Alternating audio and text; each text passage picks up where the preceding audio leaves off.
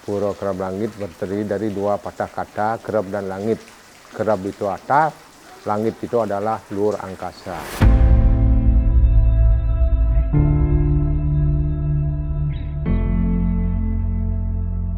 Om Swastiastu. Saya pengayah dan panggul di Pura Kerab Langit bernama Ketut Witra Esos. Pura ini bernama Pura Keraban Langit yang berlokasi di wilayah Banjar Pekandalan Sading. Sejarah Pura Keraban Langit itu saya akan menyampaikan ini bernama Pura Keraban Langit. Pura Keraban Langit terdiri dari dua patah kata, kerab dan langit. Kerab itu atas, langit itu adalah luar angkasa. Jadi secara singkat, sejarah Pura Keraban Langit ini pada saat pemerintahan Sri Udayana, Raja Bali tahun 923, pura ini diketemukan oleh seorang pendeta atau oleh Peranda karena beliau diutus oleh kerajaan untuk mencari tirta selaka agar pramesuri dari kerajaan itu bisa hamil karena ada puisik dari Gunung Langkir. Pada saat itulah beliau memerintah para patih untuk menyusuri di mana pura itu berada. Kemudian sampailah dia pada tempat ini di dalam gua untuk mencari tirta selaka.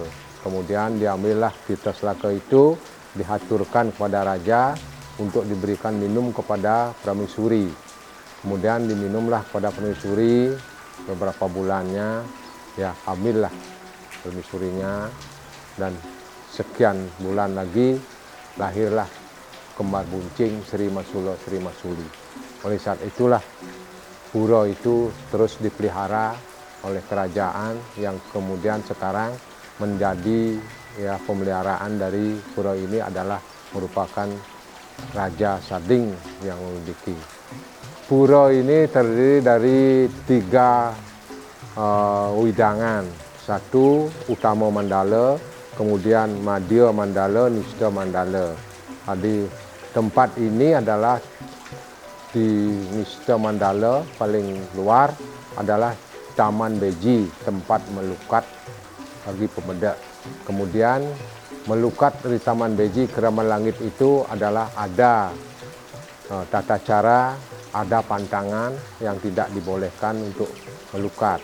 Yang pertama sudah pasti bagi perempuan yang datang bulan tidak boleh melukat atau masuk ke areal pura.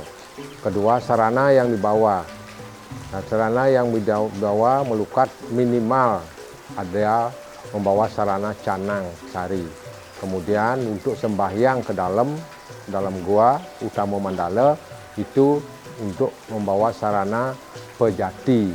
Kemudian diaturkan di dalam gua ini setelah melukat di Taman Beji, setelah mengganti pakaian, karena melukat sehabis melukat itu harus ganti pakaian dengan menggunakan pakaian kering ke dalam sembahyang. Kemudian di luar sana ada itu namanya pengelukatan campuan.